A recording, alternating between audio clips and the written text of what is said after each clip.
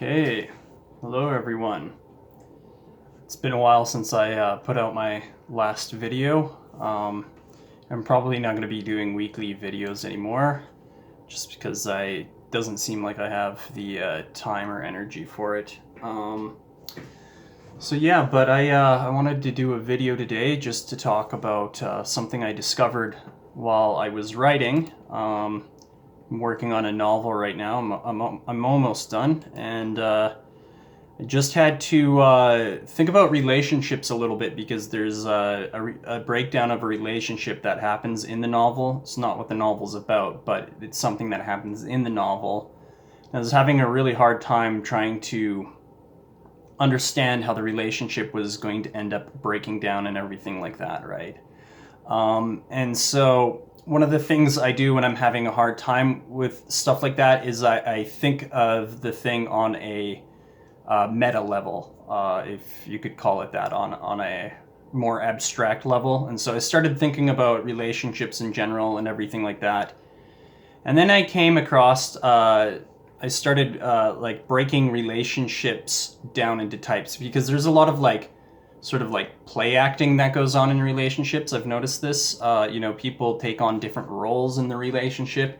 So I started breaking, romantic relationships is specifically what I'm talking about, to be clear, down into different types. Now this could go past romantic relationships and be in stuff like friendships and everything like that, right? But let's just focus on romantic relationships. So I started breaking it down into, types of people that are in the relationship. So I was saying something like you might have somebody that was like the helper, right? And so for the helper, I put this is a person who seeks out people who are damaged in order to help them.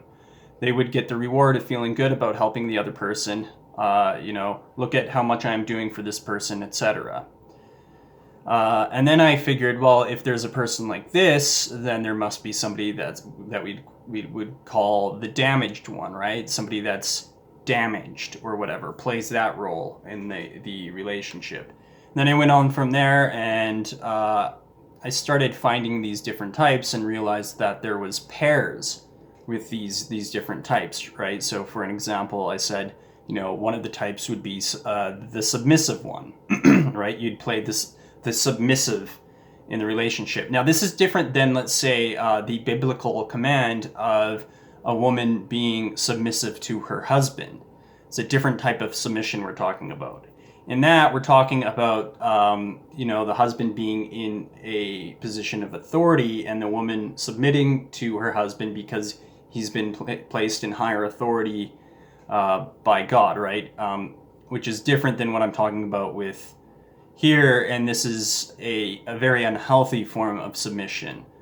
So this type of person is seeking to be submissive in a relationship in order to be like a good servant, trying to win the person's love by doing everything that other person wants them to do. So that's what we mean by submissive. What I mean by submissive. I don't mean oh, hey, you're the one in charge here, I'm going to let you be in charge. It's more like, I need to make you happy, right? So the reason a woman's supposed to submit to her husband is not to make him happy. Now, that might happen, she might end up making him happy by doing that, but that's not the reason. She should be doing that whether it makes her husband happy or not, right? We're not talking about a woman following... when we're talking about a man being in charge, we're not talking about a man being like, you need to wear this color of socks, you need to do that, that's goes beyond the thing. It's more like, hey, we're going to go in this direction, and she follows along, right? She's the second in command. She's in a supportive role in that sense. Now, he's the one that has the responsibility of his entire family. So I just want to make that clear because some people might get that sort of screwed up or mixed up, I guess. And then for that, you'd have the dominant type, right? If there's a submissive type, then you would have a dominant type. And by the way, men can be of the submissive type. They can play that role in a relationship. Then you'd have the dominant type. And then, you could go on from there. And I came up with two more, but I think even on top of that, you could have plenty more. So I was looking at this and I was like, there seems to be, pairs of these, right? Obviously, if there's one type, they're seeking out a different type. So it's like there's pairs. And then I noticed that in these pairs, they fall into two main categories, one of two main categories. So in relationships, there's going to be people who are seeking to understand that they're lovable, and then there's a person who's going to be receiving that love in order to understand that they're lovable, right? So it has to do with believing that you're lovable, or believing that you have control over the other person's love for you, type thing. So I was like, okay, so there's two predominant types then. And then there would be subcategories, right? So within the submissive, they would be the seeker, right? So they're seeking to earn the other person's love by doing everything the other person wants them to do, or by, giving into their demands, by, whatever. So the helper then would be of that same category, right? It's like, I'm going to really help you out, and then you'll love me. Okay, so then we have the other ones, which are the receivers. Now, what they're doing is they're like, oh, look at how much this person's helping. That means I'm loved, even though I'm damaged. Or the dominant, I have so much control over this person. They're doing everything I say. That means I'm loved, right? So again, it all has to do with this: I need love, I need acceptance, I need whatever. And we all do need love, by the way. That's very true. This is, by the way, not the way to get love. This is the way to get something other than love. And so now I was thinking about this and I was like, well, the one type kind of sounds like a codependent, right? That kind of sounds like codependency to me. And so, I looked up the word codependency, and it kind of fits in there. I would think it's a category, would be a type of that seeker, And so what are these two sides saying? So the one side is saying, the person who's seeking out love in their relationships is saying, I'm good, therefore I'm going to be loved. I'm going to be loved if I'm good.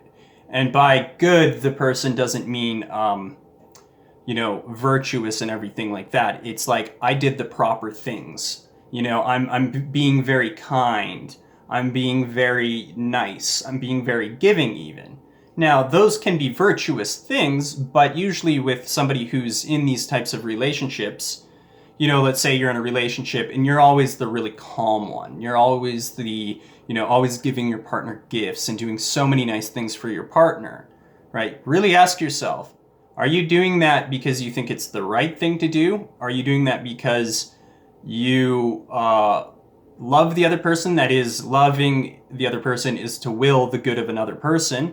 So are you doing this to will the good of the other person, or are you doing this in order to receive love from the other person? And so the other person goes, oh, I'm really thankful and stuff like that, right? Which reason are you doing it for?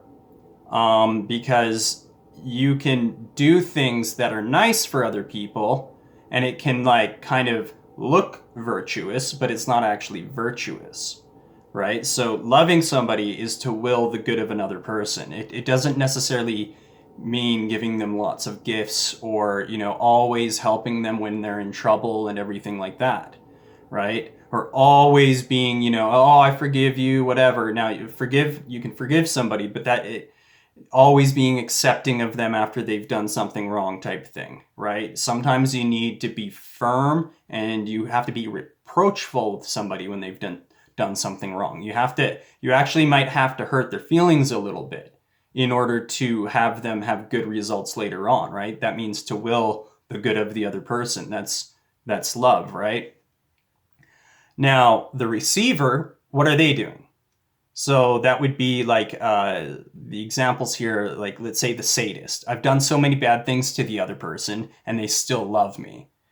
Look, I must be lovable. right? Or you have the dominant. I'm controlling the other person, telling them to do things they don't want to do, and they still love me. The damaged one. Oh, look at how damaged I am, and this person's here helping me, right? So what is this person doing? I've been so bad. Sorry,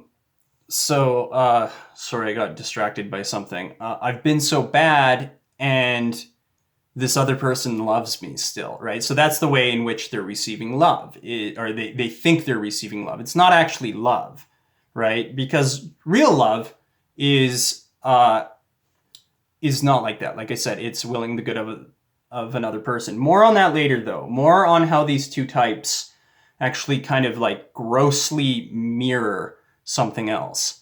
So you have the receiver of the love. Now, I'm not saying all relationships are like this. I'm saying that I think there is, this is like a form of unhealthy relationships where you have the seeker of the love, the one who's seeking to be lovable, and the person who's receiving that love. And these people are going to like seek each other out. I've seen this. This is a theory, by the way. Just give me a second. Sorry, somebody was messaging me, and it keeps popping up on my phone. And so that's what's going to happen. So then I was like, okay, I noticed something else about this, which is that this kind of grossly mirrors. I say grossly, meaning that it doesn't really mirror. It mirrors in this sort of like faux. It's like a faux mirror of something else. It's like a perverted reflection of this other thing, which is Christ and us, God and us, right? So in this circumstance, we would be the one, predominantly receiving the love, and Christ would be the one that's giving it. Now, there's a difference here. Christ is not doing this because he needs us to love him, right? So Christ didn't die on the cross. Christ didn't go through all of that pain because he needs us to love him, right? So this is like, that's where I say it's this like twisted version of it, right? What Christ did was he died on the cross because he loves us. Now, when we receive his love, when we actually receive his grace, which would be a method by which we're receiving love, is we don't continue being bad after that. Now, we might fall, we might sin after that. I'm not saying that doesn't happen, but there's a difference. In Christ's with grace, it abounds. Grace abounds in a person who's righteous, and it does not abound in a person who's wicked, right? So, when we don't mostly know Christ's love just by his forgiveness, right? We know Christ's love most when we're forgiven and it changes us, right? So that's the difference. There's a big difference between these two things. So it's not just seeker and receiver here. Yes, Christ is seeking us, but we're also seeking him. And if we don't respond to his love, we're not going to change, and we're actually not really going to be receiving it in that way, right? We're not actually going to be partaking of his grace. When we partake of his grace, what happens? Well, we get more grace, and we get more grace, and we get more grace, and we become righteous, right?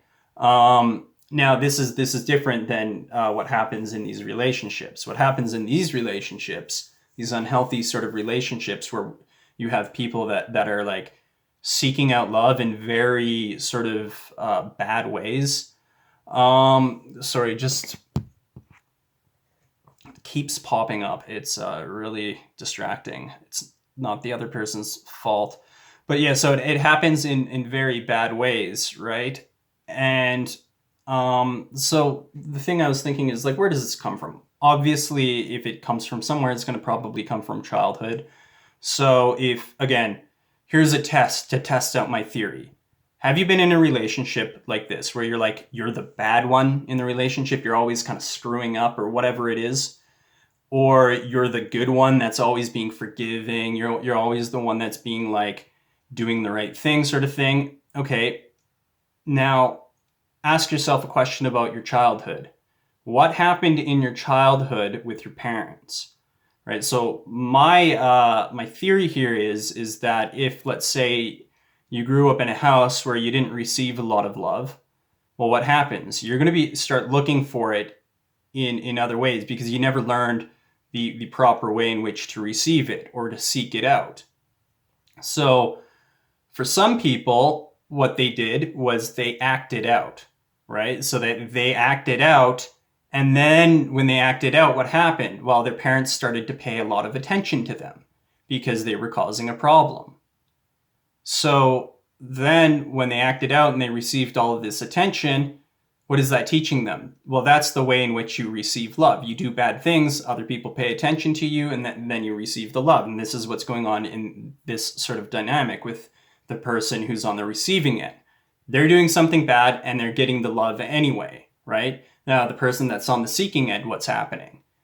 Well, in their childhood, my theory goes, is that their parents were not giving them a lot of love, right? It's kind of the same scenario. And they felt like they had to earn it from their parents. They felt like, if I do really good, then my parents are pleased with me, which is, the case. But they really love me. But if I like screw up at all, or if I do anything wrong, they're no longer there type thing. They pull away. If I voice my opinions, if I do whatever, then they're really upset with me. But if I just agree with them on stuff and, whatever it is, they're really pleased with me. And, then I can feel loved. Then I can prove that I'm lovable to them by going along with them, even if it makes me very miserable. Now, that's not to say that children should disobey their parents, but that, as a parent, you have to give your child the room to be able to disagree with you. You can't just completely force your views and everything like that onto your child. You have to allow your children the ability, and I'm not talking about when it comes to like really serious matters, but even like you just have to allow your children to sometimes express their opinions on a subject instead of always dominating them, or it's not going to turn out well. It's really not. Because there has to be room within a family to have conversations. And in conversations, you don't completely dominate them and force your views down somebody else's throat, right? Now, this is different than, let's say, what these irreligious sort of atheistic people would say about religion, which is, oh, you can't teach your children to be religious. I mean, that's ridiculous. Of course, you need to teach your children about morals and values and everything like that. It's the way in which, let's say, your child tries to be his own person, and then you're like, no, how dare you? How dare you contradict me on anything? How dare you have an original thought? You're thinking that you're the expert on everything, and you're not, right? So your children can come to their own conclusions about certain things, especially if you don't really know what you're talking about, right? So that happens a lot. Okay, so how do you break out of this? Let's say you're in a relationship like this. Well, if you're in a relationship like this, one option is just to break up with the other person. Okay, that's the immediate thing. Now, let's say you're married. You can't just divorce the other person. That's not really a good way to handle that. And also that goes against church teaching as well, right? You shouldn't just divorce somebody or whatever, right? So how do you, let's say you're one of these two types, the seeker or the receiver. Remember, the seeker is, I'm doing good, therefore I'm going to be lovable. The receiver is, I did bad, and even when I'm doing bad, I'm still loved, and that means that I'm really, really loved. So how do you break out of this mentality? Okay, well, you have to reinforce the opposite behavior in your partner. So let's say if you're in a marriage, I mean, the first thing you could do is you could go talk to your partner about it, right? Actually, before that, you might want to do some reflection. Okay, so let's say you're the receiving type. So the I did bad and they still love me, that feels great type. How do you break out of that? you have to realize that what you actually want is not to be bad, but to be loved. Okay? So that's what you have to realize, that you don't want to be bad, you want to be loved. Okay? And the way to receive love is to have somebody will your good, right? And what you need to realize is that your partner, by constantly enabling you and encouraging you to be bad in certain ways, they might go, oh yeah, that hurt me, but I still love you type thing. By having your partner doing that, they're not actually loving you, they're enabling your behavior. And by enabling your behavior, you're being led into hell, right? And so to will the good of another person, ultimately, the best good for another person is to get that person to heaven, right? So you don't want to have these behaviors. So let's say if you're that type, that's the first thing you need to realize. Now, if you're of the I'm good, and I say good in quotations because it's not actually good, it's just being nice. It's being pleasing to another person. Being pleasing to another person is not being a good person per se, right? So what the seeker, which is the person that I'm being really good and therefore they'll love me if I'm really good. What they're doing, what they need to realize is that they don't actually want to be good or pleasing to the other person. They just want to be loved. Okay? And again, to be loved is to will the good of another person. Now, to have a person going around, running around in circles, standing on their head, just to have a good feeling inside of them is not loving. It's not a loving thing to do. So by doing all of that, you're not actually receiving any love. You're just receiving acceptance, which is different than love. Okay, so that's the first thing you have to realize. Then, let's say you've come to this realization, you've done some personal work. What would you do after that? Well, you have to do the opposite of what you've been doing, basically. You have to reinforce in your partner the opposite thing. I don't have this entirely figured out, but these are just some things I came up with on this, which is that, okay, so let's say you're the seeker, right? Well, what you've been doing is every time the receiver does something bad or does whatever, you are rewarding them, right? So you have to give them the opposite incentive, which is I'm going to reward them. I'm going to be very, very kind to them. I'm going to do nice things for them. That's what a reward is, different than love. I'm going to do nice and kind things for them. I'm going to be more giving and stuff like that when they've been good. But when they've been bad, I'm going to withdraw that stuff and I'm going to, let's say, you could call it like a punishment of a sort. I'm going to reproach them. I'm going to make them feel bad for it because that's going to help them stop that behavior. It's like disciplining a child. You discipline a child when they've done something bad because you want them to stop that behavior in the future. What you don't want to do is you don't want to keep reinforcing the same behavior and going, oh, you did that, oh, I'll live with it sort of thing. No, you need to like up the ante a little bit. You need to make these consequences worse because, it might be something as little as your partner has the tendency to always be a jerk when you have an argument for no reason, even though you're being reasonable. Well, what do you do? Again, if they keep up with this behavior, this is damaging to their soul, right? So you don't want to let them keep doing this. They start being a jerk, shut the conversation down, right? You have to start learning these tactics, which is, I'm no longer going to tolerate your bad behavior. Now, what if you realize that you're the receiver? What if you realize that you're the one that's always doing the bad thing? How do you change that? Ooh, now that's a little bit harder because, but is it though? Because the other person has this delusion that they're being virtuous when they're doing all of these things, when really what they're doing is seeking to feel better about themselves. Okay, so when the receiver does not actually have that happening, they actually feel bad about themselves, but they also are getting this love thing. Okay, well, what they have to do is they have to start trying to be, they have to do something good Let's say it's like, okay, I'm going to do something good for my partner tonight. And then I'm going to, let's say it's like, I'm going to cook my partner, let's say you're a wife or something, and you're like, okay, I'm going to do something good. I'm going to make my partner dessert. Or you're the husband, you're like, I'm going to do something good. I'm going to bring my wife home flowers, right? Okay, now you do that, and then you demand them to treat you well because of that.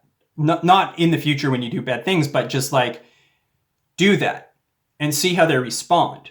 Now, if you're in this sort of dynamic, they'll probably respond like they didn't like it that much. You know, maybe you cook your husband this nice dessert that he's never had and he finds a problem with it.